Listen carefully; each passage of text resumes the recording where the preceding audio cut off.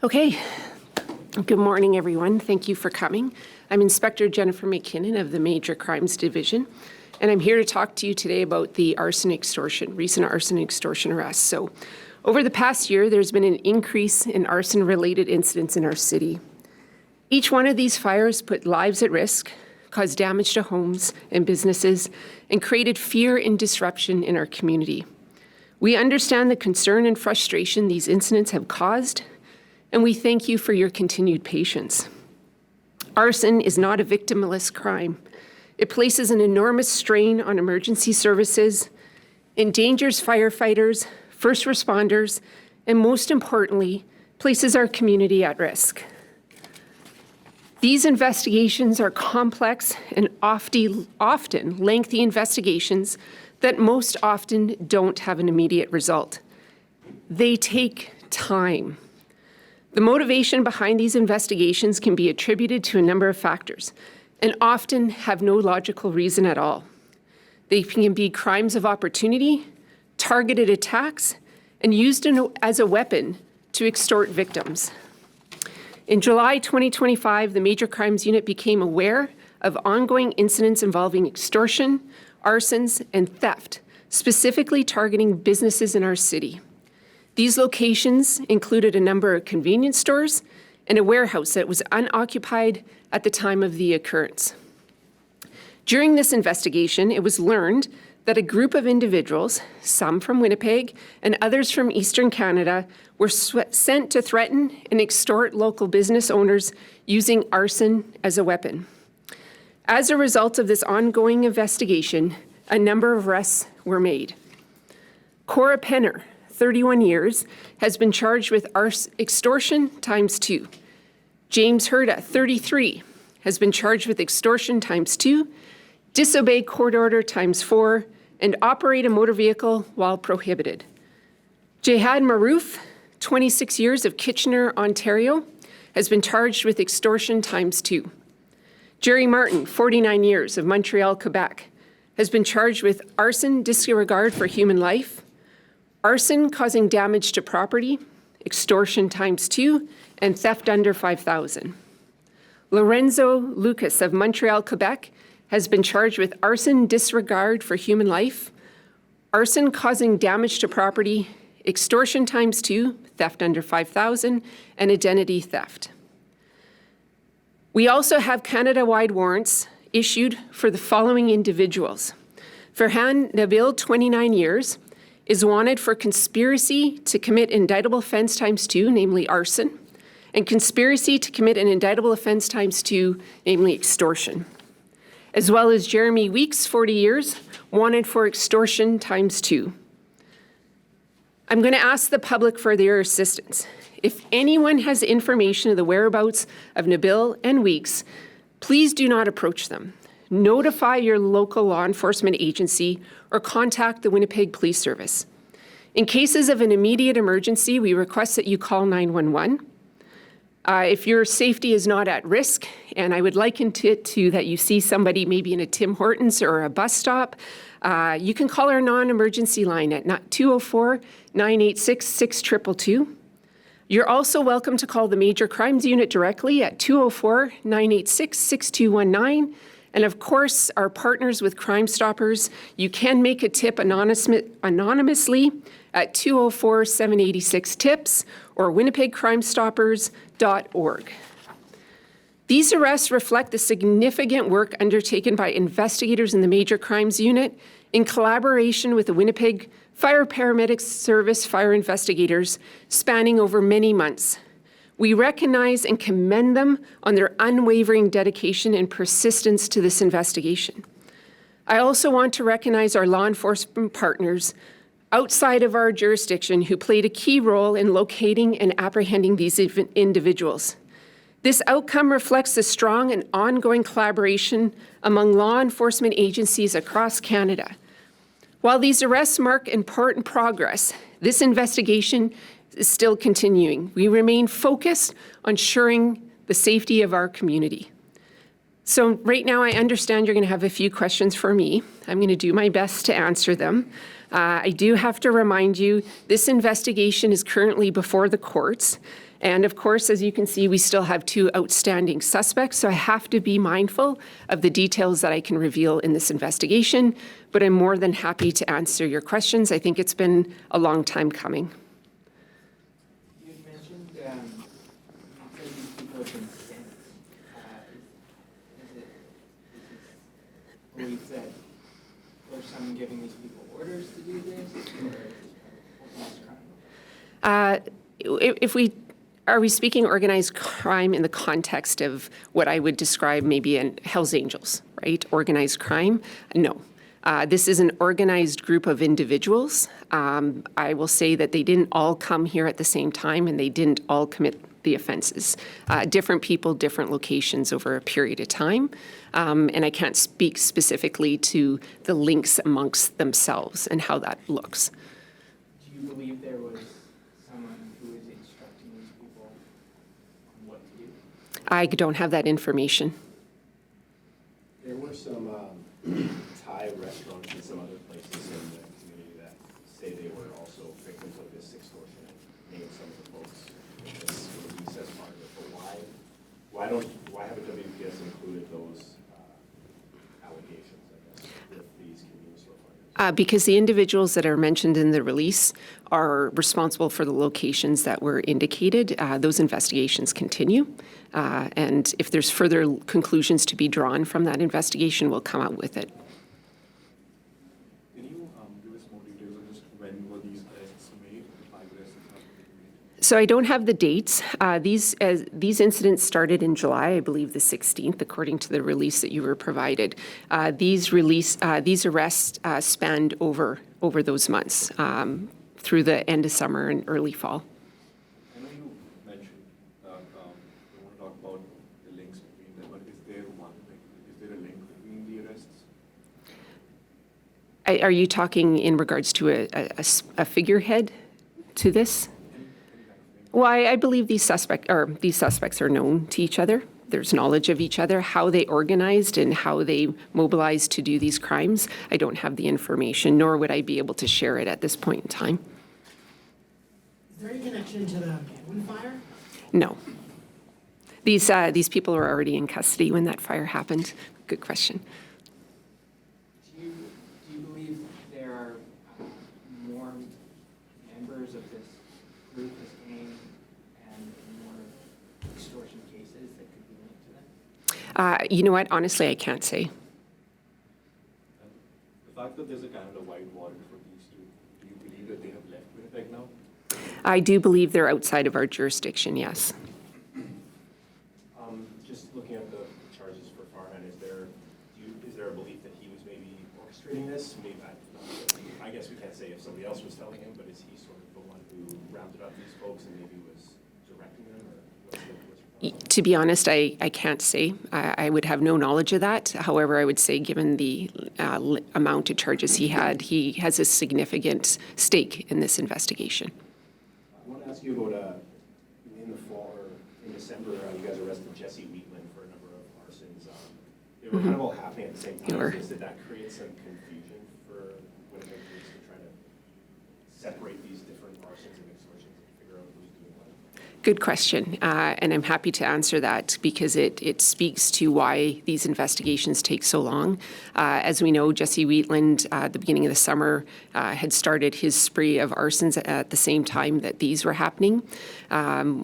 When we're looking at the arsons, we have crime analysis, we have investigators, we have the fire investigators, and this is the collaboration we spoke of. You know, there's always a call for a task force, but this is the work that's being done between the fire department, our major crimes arson investigators, and our crime analysis to sit down and start looking at these and track them, see if there's commonalities that link them together. It became very clear when I stood up here with the mayor, my deputy chief, the chief of the fire department, and the head of the fire investigators, that there was a separation. And I think I spoke to it at that time. So we had 2 parallel investigations, one for the restaurants with Jesse Wheatland and this one, and they were happening simultaneously. And the restaurants, the convenience stores themselves that were targeted, even a lot of them are on-site cooking. You know, mostly the north end of Winnipeg. was there a connection between targets that you found? Like just how were they picking out their targets? I don't have intimate knowledge about how they were picking out their targets. What I could say would be that these are standalone stores. They're small business owners. They're not part of a chain or a franchise. They're often, their employees are staffed that, there may be some barriers. And I think makes them vulnerable. Right, to being targeted because you're targeting a business owner. You're not targeting a franchise of businesses. So I think it made these loan stores more vulnerable to this type of crime. You mentioned some barriers in there. What did you mean by there were barriers in there? Sorry, I can't. You mentioned that the businesses had barriers. Can you expand on that? Yeah, so when we look at extortion, we're trying to extort the owner of the business, but the people who are in these convenience stores are the employees. Some of these businesses had employees that may be considered new to our city. There may be some language barriers. There could be barriers with the police in regards to their experiences with police and, bringing that experience to here in Canada and, feeling like they can't contact the police. We see that in reporting in general with people who don't trust the police, or there's those type of barriers. It can be a language barrier. So that makes it a challenge for us. The other thing is understanding when you have a store employee and you have somebody coming in and they don't understand what's happening. That can create a challenge of, is this an extortion? Is this an arson? Is this a robbery? So we have to filter through that as we go along through the investigation. Just to kind of summarize, is it fair to say that this group was at least attempting to target newer Canadians? I don't think it's targeting newer Canadians. I think it's targeting a community of business owners that are vulnerable to this type of extortion. Was it geographically targeted? Geographically, as in? You mentioned it's around Southwark Avenue, Main Street. Do you believe there could be other extortion cases outside that area, or do you believe it was focused kind of in that area? So these are the cases that we know about that are related to these charges. I can't speak to anything outside of what's happening with these charges right now because those investigations are ongoing. I wanted to ask about in October, around the same time some of this was happening, there was a jewel theft, a home-based jewelry business was targeted and robbed, and it seemed to have some of the same sort of similar, new Canadians were being targeted. It was a robbery. Is there any connection, do you believe, between this group and that robbery? No, I don't believe so. In November, there was also a fire at a convenience store in Logan Avenue. Yes. The owner at the time reported it to be something similar to this extortion case. Do you believe that is connected at all? We're definitely considering that. That investigation is still ongoing.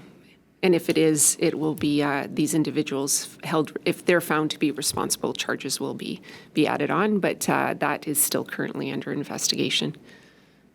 We've spoken with business owners who are leaving the city. They're scared to be in their businesses. What do you say to them? Oh, well, that's really disheartening to hear. Quite upsetting. I'm born and raised in Winnipeg. Dedicated my career to this city, and as a law enforcement professional, to hear that a business owner doesn't feel safe in our community really digs deep, right? What I can say to them is that I think we've demonstrated that we take these very seriously. When we had the synagogue and the Habiza Cafe targeted, it was very adamant then. I don't care if it's a bus bench or a broken window. And the same goes for these investigations. They don't rank any lesser than the work that happens in the Major Crimes Unit. We do homicide investigations, and these arson investigations can be as involved. And I want to tell the business owners in Winnipeg, we didn't give up. We found who was responsible for the restaurant fires, and that was Jesse Wheatland. And we continued and pursued this investigation at all odds. And that meant going to other jurisdictions. We will go to other jurisdictions to resolve these cases for the business owners. So all I can say is that we're committed to the community and we're committed to their safety. And we want to develop that relationship with them so that they can report to us and we can assist them with this.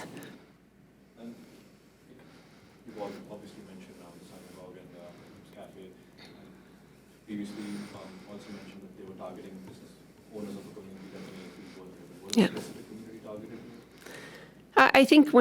I think if you look at these convenience stores and the owners, they're all South Asian owned. So we can't look past that. So yes, I do believe that whether it's the community that's targeted or the standalone business itself, it's unclear at this time.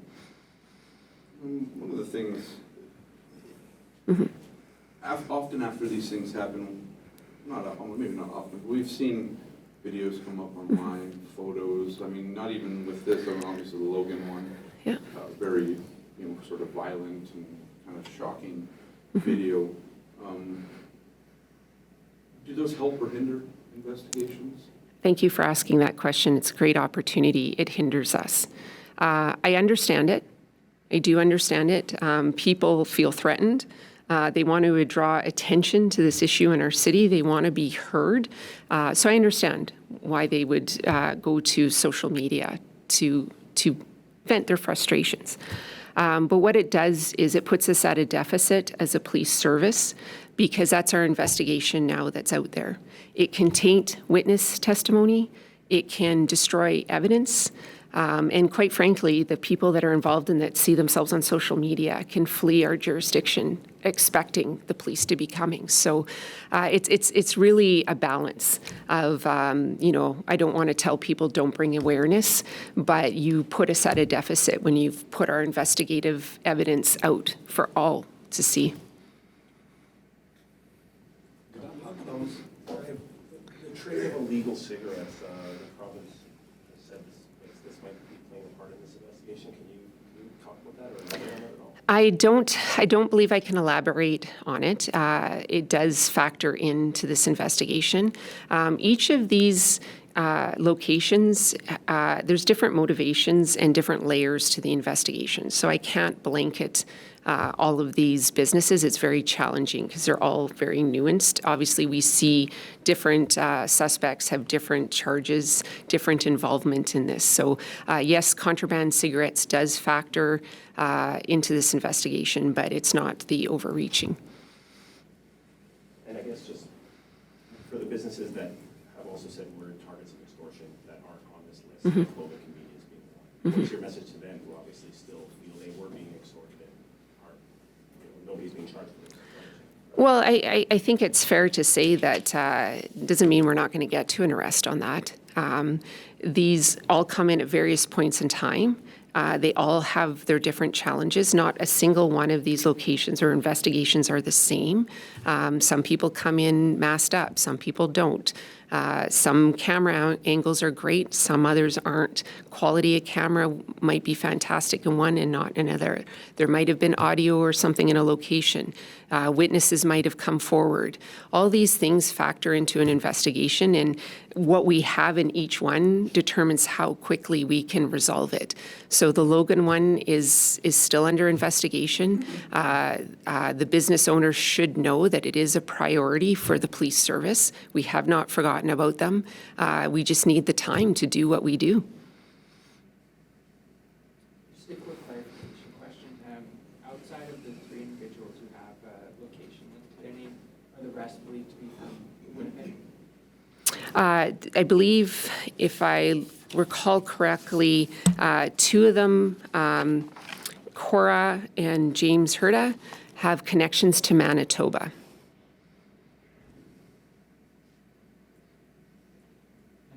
And then the rest are, I believe, outside of our jurisdiction. The 2 wanted individuals, they would be outside of Winnipeg as well? That's correct. Do you have, do you know just where are they from? No, I don't have that information. And if I knew where they were, I would tell you. That's why we're here today. More like this, Yeah. If they have any known addresses in any provinces I can't give that information.